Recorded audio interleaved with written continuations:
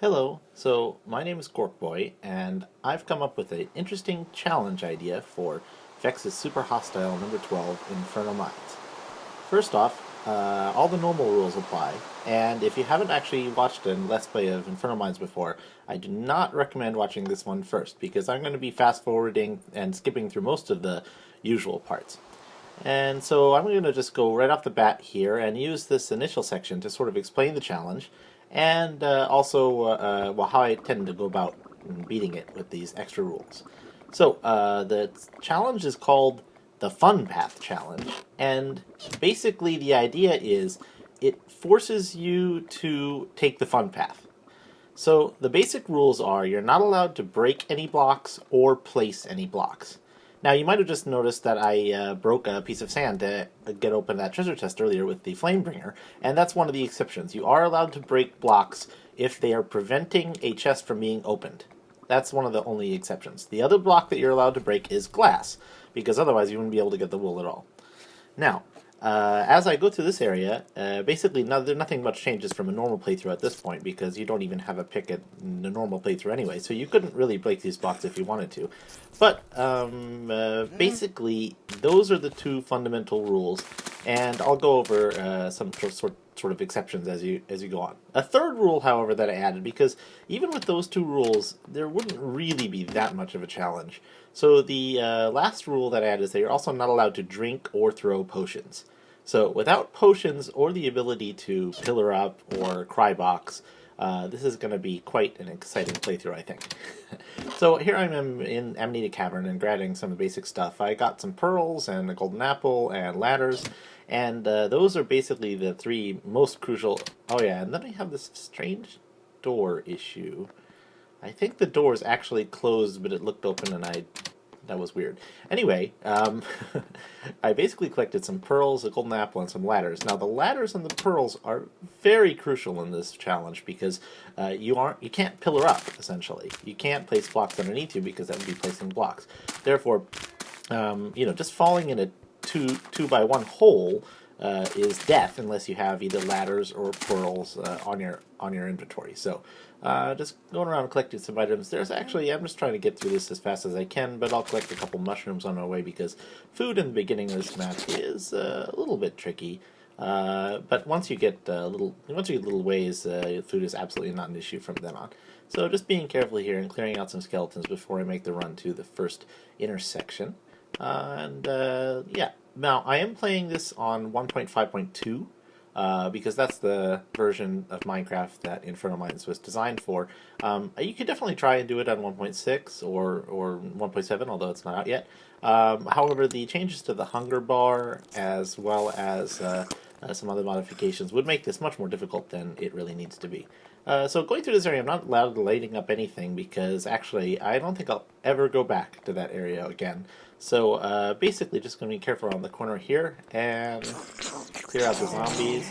Yeah. Oh, that's the other thing that actually makes 1.5.2 much easier is they hadn't really ramped up the zombie AI yet. So with the new zombie AI, some areas in Inferno Mines get really hectic. So now here I am coming up to the first intersection area. And now, if you notice on the bottom left of the screen, I have sped up the section 2 times so that you guys don't have to be bored watching me go through the little cave area.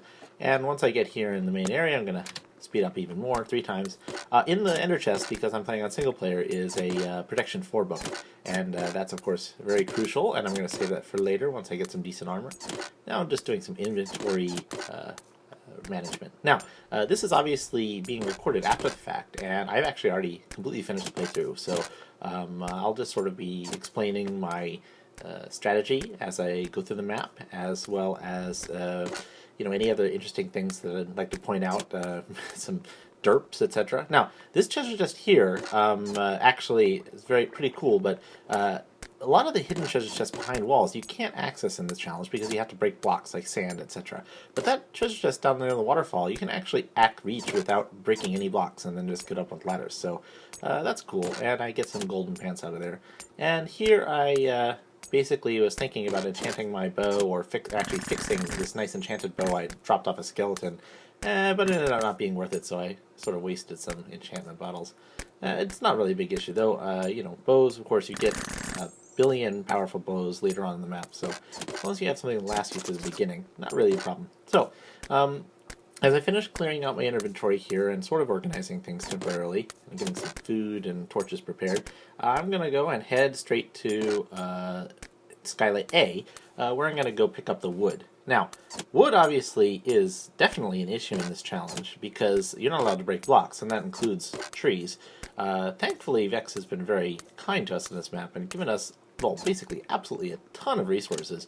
So you shouldn't run out of wood, theoretically, but you could, because you're not allowed to grow trees. You're not allowed to place blocks or cause blocks to be created, which includes things like growing saplings, for example.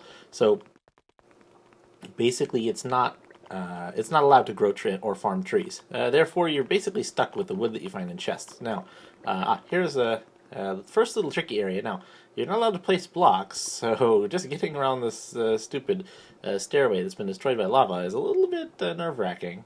You know, this could just immediately end your run right here if you drop down in the lava and lost everything. But no problem, just a little tame little parkour there. Actually, I realized watching this after the fact, I had ladders right there on the bar, so if I wanted to play it really safe, I could have just put down a ladder. You'll see a lot of interesting things with ladders in this run because they enable you to do some things that otherwise you would need to bridge or some other stuff for. So as you can see, Vechs is very kind and he gave us 3 full stacks of logs in that chest, and that's basically going to last me the whole run. There's more wood later on as well, especially in the Outer Darkness, and that all basically comes in handy, mainly used for torches and ladders. Really basic stuff, but torches and ladders are absolutely fundamentals in this challenge. Now, I mentioned that you're not allowed to break blocks. Now that, of course, when I say blocks, what I mean is anything in the building blocks category in creative, or actually, for that matter, pretty much anything that you can nerd pole up with. So anything you can jump, place under you, and gain vertical height you're not allowed to do that. Now that, of course, means that or anything else for that matter that's a full block in size, essentially, and not transparent that you can't pass through. So one thing, for example, is spawners. So spawners are blocks, and that means you can't break spawners in this challenge. That, of course, will get very difficult pretty soon, as there are lots of spawners in Inferno Mines, and if you can't break them, then what you can do is light them up as well as you can. So you better start getting used to me torching things quite profusely. Now, here I am in the Whitewell area. I've already gotten here, and I've gotten into the first room and sort of getting some more decent armor. There's some really good stuff in these initial chests. And here's the first little combat. Now, I'm breaking these webs, because webs are transparent, or you can pass through webs, and therefore you can break them in this challenge. And lighting up as best I can, and a spider followed me all the way over here. So, thankfully, they can't get through one wide doors. So I'm pretty safe in this room at this point. I'm doing a bit more inventory management. Now, that nice bow that I got to drop, unfortunately, there's already better bows in chests, so much for that being particularly useful. I guess spending those enchanting bottles to give myself level was really pointless. Anyway, now heading out and starting to clear out the rooms. Here's a creeper. Now, there's nothing really too different in this area on this challenge, well, in this section anyway. As I've already played through Inferno Mines quite a number of times, I'm very familiar with the map. If I wasn't doing this challenge, I could just dig right through the wall and go straight to the wool chest. But that, of course, isn't fun. That's the whole point of this challenge, is to try and, even though you might know the map really well, to try and make it more challenging again. And see here, for example, I can't bridge and I can't play blocks, so the simplest thing to do is just drop down and put a ladder so that you can actually climb across.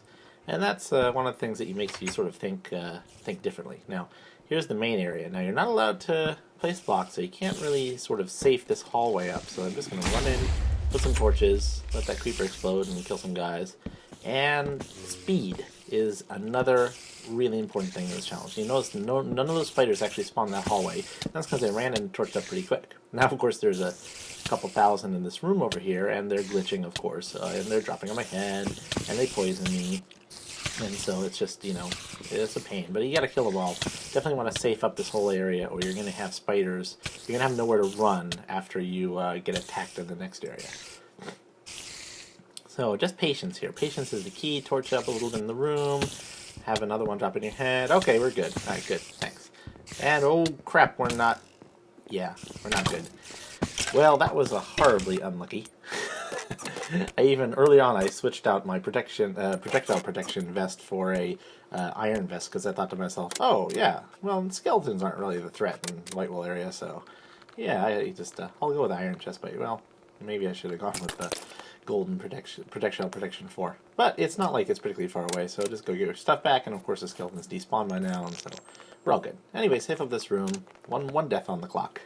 I'm not actually really worrying about deaths in this run. I'm more worrying about whether I can actually complete the challenge as written at all, because, you know, not using potions and defeating some of the later areas without placing any blocks or breaking any blocks, just sort of thinking about what's going to come ahead is sort of, I don't want to think about it. I was like, I'll think about it later. This is basically my stance. But it's going to be fun, and it's definitely possible. As I sort of, when constructing this challenge in the first place, I definitely wanted to think to myself, okay, well, what, is it really possible to do this with this map? And it definitely is theoretically possible. And now, of course, that I've managed to complete the challenge, I know it's actually practically possible, but it's really sort of some interesting techniques are necessary. I don't know why I broke this. I just felt like cleaning up that area, I guess. Now then. Now, I still got some speed, which is good, actually. Maybe that dying and going and getting another boost of speed actually was a good idea, because I can just run to this room and torch it up real quick. Yeah, no problem.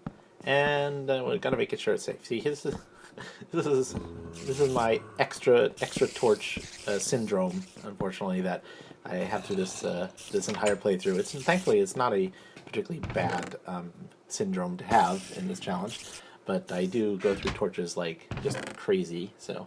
now, there's some interesting stuff in this chest, but, you know, Golden Sword, Smite 4... Inferno Mines has an absolute just ton of loot, as you know, a random loot just everywhere, and you just have to really be picky. That's basically the way. You have to be picky. You can't be a pack rat. If you take all the loot from every area and bring it back to base, you will be spending 40 hours just running back and forth, and, you know... At this point, I've played Inferno Mines enough. I know what the good loot is. I know what actually is good and that I really need and what I don't need. And basically, at this point, what I need is food, golden apples, and pearls. Everything else is pretty much irrelevant. I don't really... Oh, and maybe if you have an enchanted sword or enchanted bow, you know, those can always be useful. But at this point, I already pretty much have a decent enough enchanted bow. I think this one's power 2. I'm breaking 2. And I only have a normal iron sword, but there are no enchanted iron swords in the Whitewall area, so it's not really... I mean, but of course there's 1,000 of those stupid flame venom, or chipped and perfect flame venom swords, I think is what they're called. Anyway, you know, those are good for early game, but to be honest, you don't even need them. And the flame effect can be really sort of annoying with the zombies when you set them on fire, so... now I'm just going to sort of clean out my inventory. That's another thing that's very important for CTM maps. You have to keep your inventory clean, and that can be really tricky when you just have all this stuff you want to bring back. Honestly, I should have probably gone back and stopped back on base and dropped some stuff off, but it's not like... There's only one room left. You just want to get in there. Now, how do you attack this area when you can't place any blocks? Usual strategy would be to run up and put some blocks in front of those webbed areas and sort of seal off this hallway so spiders can't get in, and then attack through the door. But we don't really have that luxury here, so we basically just have to go in there and run and get the door, and torch up as much as you can and run back. And, you know, hopefully... Thankfully, only open one of the doors is the suggestion I have. If you open 2 doors, then the spiders can get out. But if you only open 1 door, then the spiders can't actually follow you out the door. Of course, whether you can get out of the door with them hitting you left and right the whole time is another issue.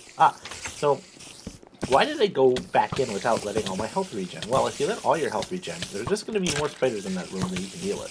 Unfortunately, down to 2 hearts. That was... Well, I mean, you'd think, oh, that wasn't very successful, but I got a torch pretty close back to the spawner. And now, actually, at this point, I'm thinking to myself, gotta regen. And then I realize, oh, I'm standing right next to the spawner, which is, right across this wall there. And so standing there is just going to cause 1,000 spiders to generate in that corner, which I'm trying to capture. So after I clear out this hallway, make sure nobody's following me, I'm going to go actually regen back here in this corner. because that is much smarter. And while I'm at it, I'll throw some stuff in lava. I was that stupid flame venom XP, which doesn't stack, and so screw it. It can die in a fire. Now then. Okay, health regen. Time to go back.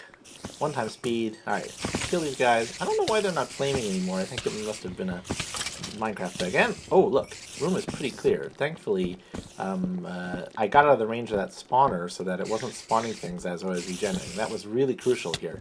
If I hadn't have done that, there would have been 1,000 spiders in that corner, and I wouldn't have been able to get to where I am. So, I'm back here in the corner right by the wall, just clearing out some enemies. Nobody coming. And I break my first piece of glass. Obviously, if you can't break glass, you can't beat the CTM map, this map at all. So you are allowed to break glass in this challenge. Now, one other thing about breaking blocks is you're not allowed to break blocks. However, it's okay if blocks are broken not by you or by, secondary actions. So, for example, TNT or creeper explosions. If a creeper explodes and breaks some blocks, well, that's okay. You can't really help that. And if TNT explodes and breaks a lot of blocks, yeah, that's okay too. However, of course, keep in mind, TNT itself is a block. So you can't place TNT anywhere. So TNT might seem like a total loophole, right? You can just blow everything up with TNT. But since you can't actually place the TNT block either, it doesn't really make much difference. On here, I really want this diamond helmet, and of course I'm going to get punished for it, but it's okay. I left the door open on purpose so you could have an easy exit, and I am out of here. Weight, wool in hand, lots of stuff. 17 levels, although most of those were from, most of those from those stupid spiders, and eating some mushroom stew before I head on out, and doing one last inventory clean here, and my favorite little first chest in this area. And putting on my spiffy diamond helmet. No, actually, I'm just gonna use a iron helmet because nobody don't really need a diamond helmet at this point. You're gonna save it for later. And I don't know why I tried to exit the wrong door, but there you go. So heading back to the little base in intersection 1, and we're basically going to call a video here. I thank you everybody for watching, and I'm going to continue on here with the next segment where we'll conquer the next 2 areas of the skylights, actually, and get through Skylight C and get some stuff, and then actually go through the first area, the lower mines. So, thanks everyone for watching, and see you next time.